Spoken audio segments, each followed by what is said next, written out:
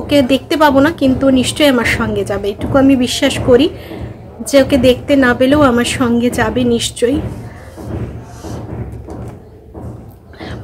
তো চলো যাই, কাজটা করে আসি,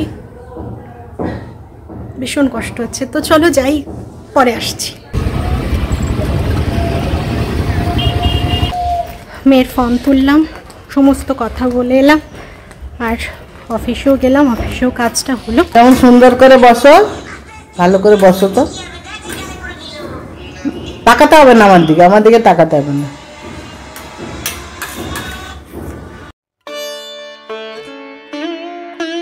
গুড মর্নিং, সবাই কেমন আছো? আশা করি ভালো আছো, সুস্থ আছো। সিঙ্গেল মাদার দেবলিনাস লাইফস্টাইলে তোমাদের আবারও একবার অনেক স্বাগত।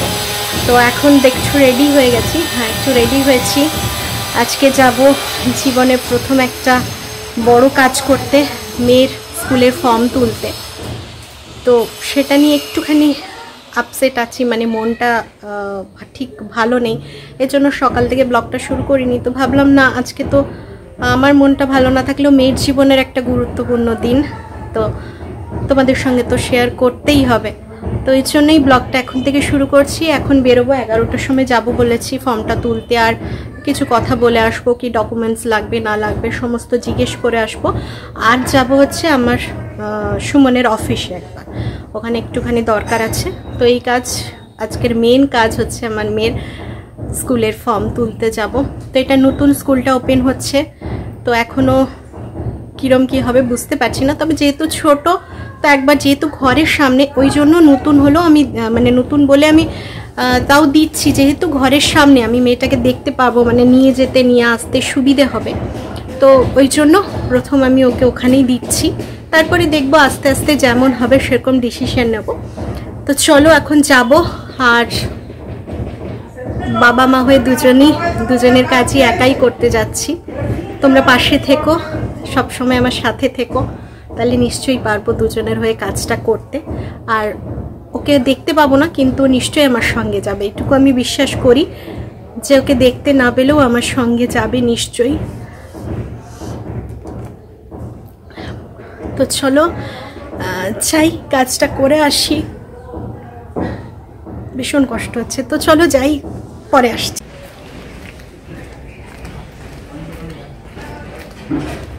চলো বেরিয়ে পড়েছি, যাই। ভেতরে একটা ভীষণ ভয়ও কাজ করছে, জীবনের একটা বড় ডিসিশন, তো ঠিক নিচ্ছি কিনা সেটাই বড় ভয় লাগছে। তো চলো, কিছু করার নেই, নিতেই হবে। ভুল করলেই তবে ঠিকটা শিখতে পারবো, যদি ভুল হয়, জানি না ভুল হবে কিনা। তো চলো তোমরাও সঙ্গে থাকো, দেখতে থাকো। বাইরে কিন্তু এখন রোদটার তাপ খুব বেড়ে গেছে গো, মানে একদম বেরোলে না খুব রোদ লাগছে। তো চলো, অনেকটাই এসে গেছি, আর একটুখানি, আর কয়েক সেকেন্ডের ব্যাপার, তারপরে স্কুলে পৌঁছে যাবে। দেখো স্কুলে পৌঁছে গেছি। তো চলো ঢুকি, ভেতরে সমস্ত কথা টথা বলি, সমস্ত জেনে তারপর জানাচ্ছি। বেরিয়ে গেছি ফর্ম নিয়ে, এবার যাব অফিসে। তো চলো এখান থেকে টোটো নিয়ে চলে যাই, তারপরে বাড়ি ফিরি, তারপরে আবার কথা হচ্ছে। স্কুল থেকে বেরিয়েই অফিস যাওয়ার জন্য টোটো নিয়ে নিয়েছিলাম। প্রচণ্ড রোদ, তারপরে একা একা ওই হেঁটে হেঁটে একটুখানি দূরে, তো খুব বেশি দূর না আবার খুব বেশি কাছেও না, তো হেঁটে যাওয়াই যায়, কিন্তু একা ওই এত রোদের মধ্যে হেঁটে হেঁটে যেতে ইচ্ছে করলো না। তারপরে এই রাস্তাটা এত এখন জ্যাম হয় না, এই বাসগুলো দাঁড়ায়, ওই জন্য খুব জ্যাম হয়, আমার তো খুব ভয় লাগে এই রাস্তাগুলো পেরোতে। তো ওই জন্যই ভাবলাম না, টোটোটা করে নিই, একা একা বোকার মতো হেঁটে কত দূর আর যাবো। তো ওই জন্যই টোটোটা করলাম, আর কোনো কারণ না। শীতকালে আসলে বা ধরো মাটার সাথে থাকলে আমরা হেঁটেই যাতায়াত করে নিই, অতটা টোটো করি না। কিন্তু একা না, আমার রাস্তায় বেরোতেও ভাল লাগে না, আর কেমন একটা বোকা বোকা নিজেকে মনে হয়। তো চলো, প্রায় পৌঁছে গেছি, বাড়ি পৌঁছে গেছি। মোটামুটি সমস্ত কাজই হলো, মেয়ের ফর্ম তুললাম, সমস্ত কথা বলে এলাম, আর অফিসেও গেলাম, অফিসেও কাজটা হলো। এবার বাদ বাকি অন্য কোনো কাজ করতে হবে এবার অফিসের ব্যাপারে।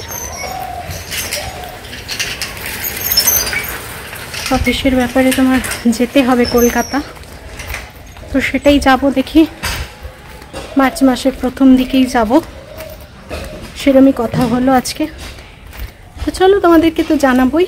এবার ঘরে ঢুকি, তারপরে বাকি কথা হচ্ছে।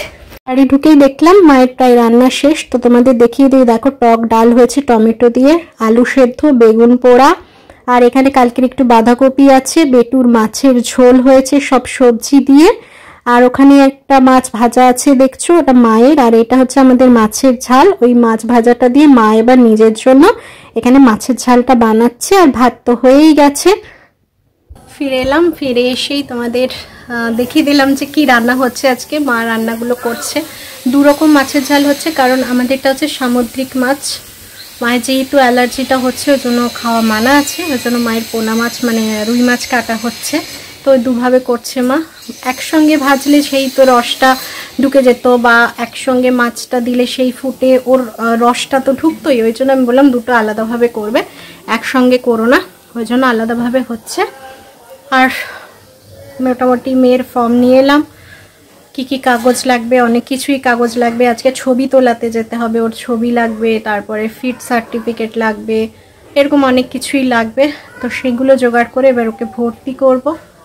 অফিসে গেলাম, কথা বললাম, এবার স্নান টান করবো। মেয়ে স্নান হয়ে গেছে, মা করিয়ে দিয়েছে, এবার আমি স্নান করব, স্নান করে খাওয়া দাওয়া করব, তারপরে দেখব কবে কলকাতা যাই, কি ব্যাপার সেগুলোকে ঠিক করতে হবে। মেয়ের স্কুলে ভর্তিটাও তাড়াতাড়ি করে দিতে হবে, এপ্রিল থেকে তোমার ক্লাস শুরু হবে, ওর জন্য ভর্তিটাও করে দিতে হবে, কাগজপত্রগুলো জোগাড় করতে হবে। মানে এখন কিছুদিন একটু হ্যাট্রিক চলবে সমস্ত কাজগুলো করতে।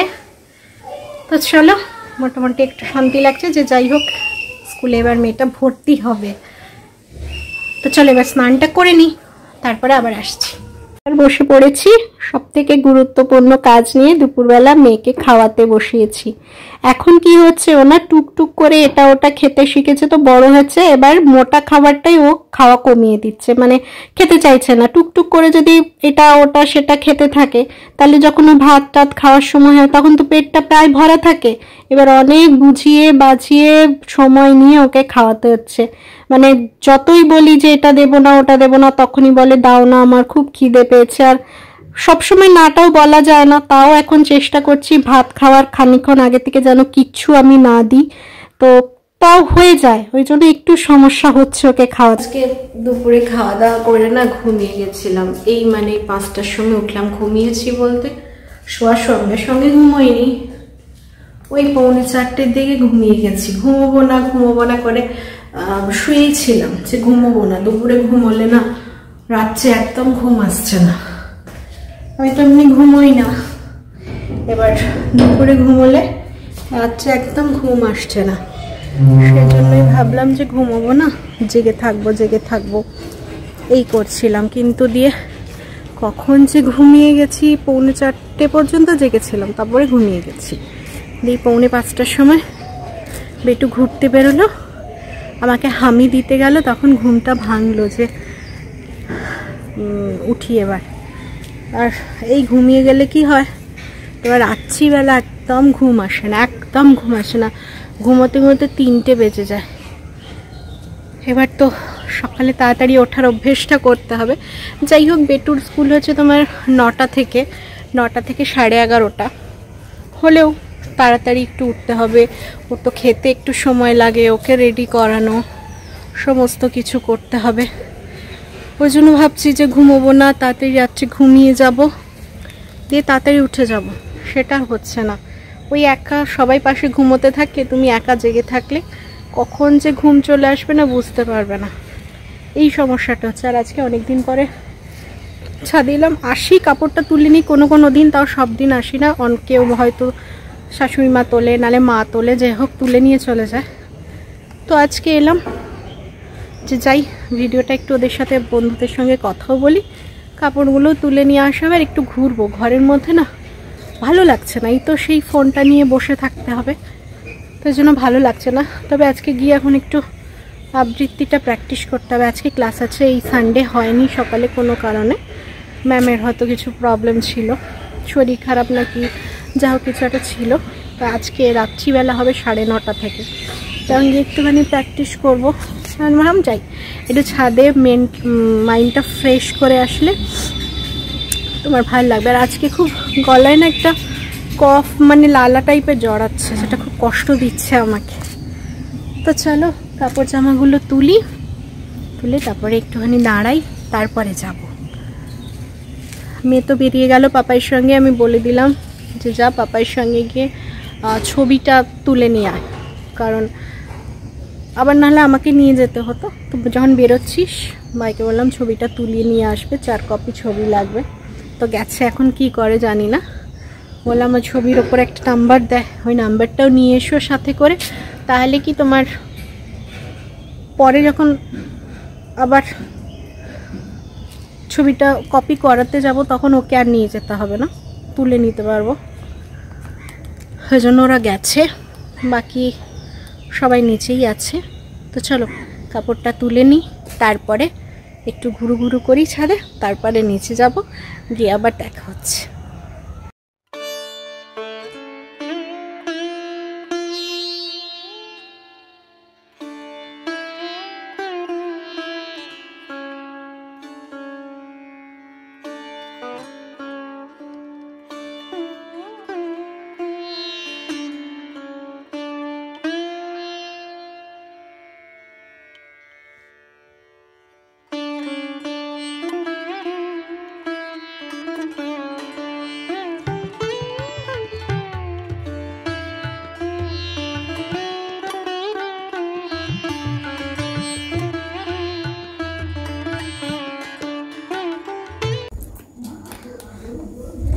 আমার সোনামা এখন একটু সেউ ভাজা খাচ্ছে, ওর একটু কিছু খিদে পেয়ে গেছিলো, ওই জন্য সেউ ভাজা খাচ্ছে। মা এখানে বসে আছে, মোটামুটি এই চলছে সন্ধেবেলা থেকে। ওর খেলাধুলো, ওর খাওয়া, ওর নাচ গান, আমাদের বসে থাকা, এইসবই চলছে। রাত্রে রান্না হচ্ছে, চলছে।